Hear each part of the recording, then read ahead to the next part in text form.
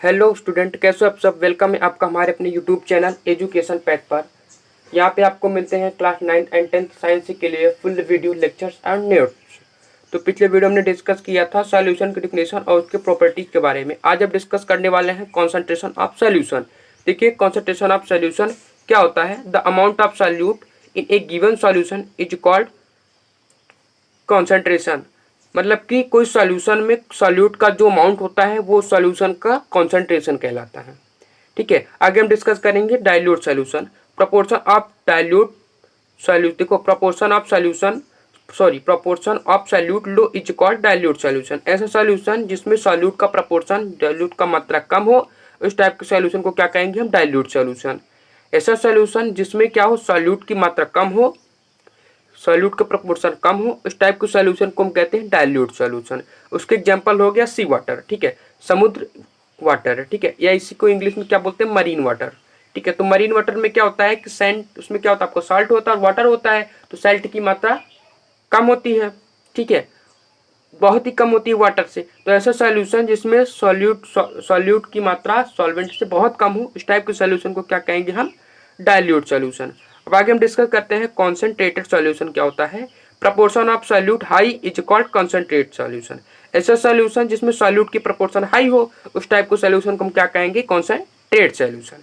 एक बार फिर से हम कॉन्सेंट्रेटेड सॉल्यूशन को समझ लेते हैं। Proportion of solute high is called concentrate solution. ऐसा सॉल्यूशन जिसमें सॉल्यूट का प्रपोर्शन हाई हो, इस टाइप के सॉल्यूशन को क्या कहेंगे हम, कॉन्सेंट्रेट सॉल्यूशंस। आई होप आपको कॉन्सेंट्रेटेड सॉल्यूशन भी अच्छे से समझ में आ गया होगा। अब आगे हम आपको बताते हैं एक नोट्स है जिसे हम आपको समझा दे रहे हैं। Concentration of solution depend in the presence of solute. मतलब कि सॉल्यूशन का जो कॉन्सेंट्रेशन होता है वो किस पर डिपेंड होता है, वो उसमें उपस्थित, उस पर प्रेजेंट सॉल्यूट पर। मतलब अगर सॉल्यूट कम होगा तो उस टाइप के सॉल्यूशन को डाइल्यूट सॉल्यूशन कहेंगे, अगर सॉल्यूट की मात्रा अधिक होगी तो उसे कहेंगे हम कॉन्सेंट्रेटेड सॉल्यूशन। अब आगे हम कॉन्सेंट्रेशन ऑफ सॉल्यूशन से रिलेटेड कुछ न्यूमेरिकल्स करेंगे। अब न्यूमेरिकल्स है, ए solution contains 50 gram of common salt in 200 grams of water.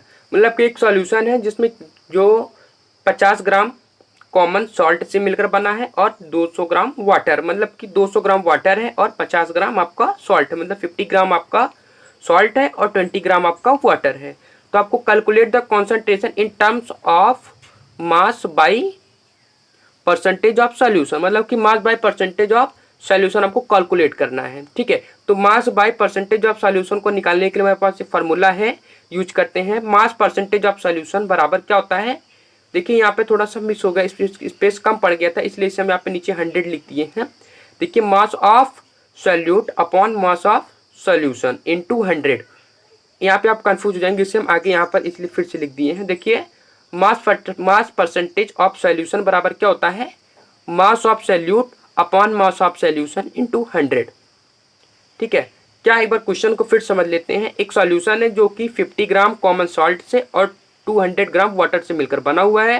तो आपको कैलकुलेट करना है कॉन्सेंट्रेशन को, किसके, mass by mass percentage of solution. Solution के मास बाय मास परसेंटेज को आपको कैलकुलेट करना है।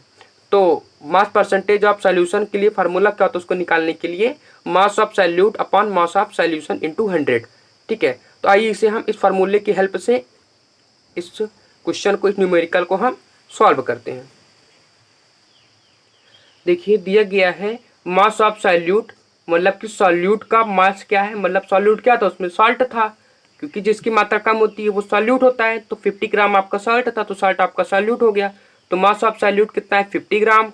मास ऑफ सॉल्वेंट कितना है, वाटर, जिसमें मिलाया जाता है वो आपका क्या होता है, सॉल्वेंट, या फिर जिसकी मात्रा अधिक होती है वो क्या कहलाता है आपका सॉल्वेंट। तो किसकी मात्रा अधिक थी, वाटर की, क्योंकि वाटर आपका 200 ग्राम है, तो वाटर यहाँ पे हो गया सॉल्वेंट। तो मास ऑफ सॉल्वेंट कितना है, 200 ग्राम। अब हमको क्या निकालना है, मास ऑफ सॉल्यूशन। ठीक है, मास ऑफ सॉल्यूशन निकालने के लिए हम क्या करते हैं, सॉल्यूट और सॉल्वेंट को ऐड कर देंगे, तो हमारा क्या निकल जाएगा, मास ऑफ सॉल्यूशन। तो सॉल्यूट और सॉल्वेंट को हमने ऐड कर दिया, तो 50 gram plus 200 gram is equal कितना आ गया, 250 ग्राम। मतलब कि 50 ग्राम और 200 ग्राम को यहाँ पे हमने ऐड कर दिया। सॉल्यूट और सॉल्वेंट को ऐड करने पर कितना है, 250 ग्राम। तो हमें कितना मिल गया, मास ऑफ सॉल्यूशन हमें मिल गया है। ठीक है, क्योंकि मास ऑफ सॉल्यूशन अगर हम नहीं निकालेंगे तो बिना मास ऑफ सॉल्यूशन के हम मास परसेंटेज ऑफ सॉल्यूशन नहीं निकाल सकते, क्योंकि आपके फार्मूले में ही पहले आपको जब आप फार्मूले पे क्वेश्चन को रखेंगे तभी आपको मास ऑफ सॉल्यूशन की जरूरत पड़ेगी। तो आई हो आपने निकाल लिया है मास ऑफ सॉल्यूशन, आपने सॉल्यूट और सॉल्वेंट को ऐड करके निकाल लिया। अब आगे हम निकालेंगे मास परसेंटेज ऑफ सॉल्यूशन। तो मास परसेंटेज ऑफ सॉल्यूशन का फार्मूला क्या था, मास ऑफ सॉल्यूट। तो मास ऑफ सॉल्यूट क्या था, 50 है। आपका सॉल्यूट क्या था, वाटर। वाटर का मास कितना था आपका, सॉरी सॉल्यूट आपका क्या है, सॉल्ट। सॉल्ट का मास कितना था, 50 ग्राम अपॉन 250 आपका क्या है, mass of solution. Mass of solution कितना आपका 250 ग्राम। फार्मूले से 50 अपॉन 250 इंटू 100 आपका फार्मूले से आ गया। अब ये 0 0 से हमने काट दिया। अब ये 50 10 जाएगा 50, 100 अपॉन 25, इसको हमने काटा, यहाँ पे आया 25%। तो यहाँ पे कितना मिल गया आपका मास परसेंटेज ऑफ सॉल्यूशन, कितना आया आपका 20%। ठीक है, एक स्ट्रक्चर है, इसमें वाटर और सॉल्ट मिलाया हुआ है। ठीक है, एक स्ट्रक्चर हमने बना दिया है। इसमें 200 ग्राम क्या है आपका, 200 ग्राम आपका इसमें क्या है, वाटर है, और 50 ग्राम आपका क्या है, सॉल्ट है। इन दोनों को मिला के अब आपका एक सॉल्यूशन बना है। तो आई होप आपको ये न्यूमेरिकल अच्छे से समझ में आ गया होगा। अब आगे कुछ फार्मूलेज हैं जिससे आप देख के अपने और भी न्यूमेरिकल्स आप कर सकते हो, या आपको और सारे न्यूमेरिकल्स करने में हेल्प मिलेगी उस फार्मूले से। देखिए, mass by mass percentage of solution, मतलब कि मास परसेंटेज ऑफ सॉल्यूशन निकालने के लिए फार्मूला क्या था, हमने आपको बताया था अभी थोड़ी देर पहले, mass of solute upon mass of solution into 100। मतलब कि अगर आपको मास परसेंटेज ऑफ सॉल्यूशन निकालने के लिए बोल दिया जाए तो आप इस फार्मूले से कर सकते हैं। पहले आप क्या करेंगे, मास ऑफ सॉल्यूशन निकाल लेंगे, सॉल्यूट और सॉल्वेंट को ऐड करके मास ऑफ सॉल्यूशन निकाल लेंगे। ठीक है, फिर आप जो है इसको अपना काट के डिवाइड करके आप मास परसेंटेज ऑफ सॉल्यूशन निकाल सकते हैं।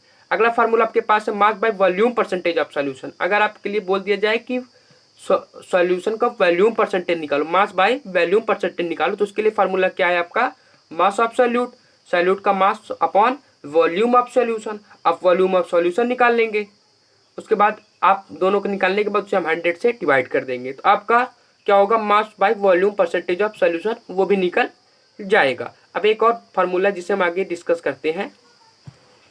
अगला फार्मूला है volume by volume percentage of A solution.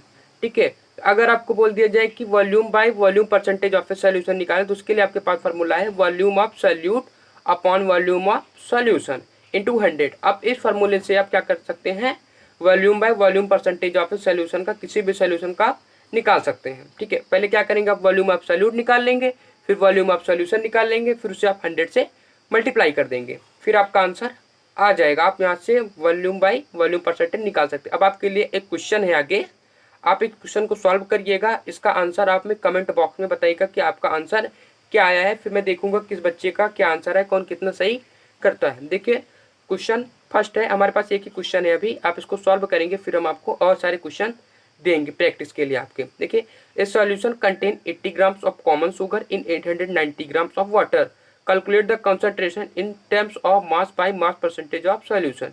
एक सॉल्यूशन है जिसमें 80 ग्राम आपका कॉमन शुगर है, 890 ग्राम आपका क्या है, वाटर है, calculate the concentration in terms of mass by mass percentage of the solution. इसे भी आपको फर्स्ट वाले न्यूमेरिकल, जैसे हमने फर्स्ट न्यूमेरिकल अभी एक लगाया था उसी जैसा ही लगाना है, यहाँ पे आपको मास बाय मास परसेंटेज निकालनी है। ठीक है, तो आप क्या करोगे, यहाँ पे आपका सॉल्यूट क्या है, आपका ये शुगर है, और सॉल्वेंट आपका क्या है, वाटर है। ठीक है, तो यहाँ पे आप पहले क्या करोगे, मास ऑफ सॉल्यूट रखोगे, फिर उसके बाद मास ऑफ सॉल्यूशन निकाल के 100 से मल्टीप्लाई आप करोगे तो आपका मास परसेंटेज ऑफ सॉल्यूशन निकल जाएगा। आप इसे सॉल्व करिएगा, इसका जो आंसर है आप में कमेंट बॉक्स में लिखिएगा, फिर बताइएगा कि आपका आंसर क्या आया है। तो आई होप आपको कंसंट्रेशन ऑफ सॉल्यूशन अच्छे से समझ में आ गया होगा, न्यूमेरिकल्स भी आपको समझ में आ गए होंगे। अब आपके लिए एक नोटिस है, अगर आप चाहते हैं कि हमारे सभी वीडियोज आपको रेगुलरली मिलते रहें तो आप हमारे टेलीग्राम चैनल एजुकेशन पैथ को भी ज्वाइन कर सकते हैं। वहाँ से हमारे सभी वीडियोज के लिंक्स आपको रेगुलरली मिलते रहेंगे, जिससे कि अपनी पढ़ाई को कंटिन्यू कर सकते हैं। मिलते हैं नेक्स्ट वीडियो में नए टॉपिक के साथ।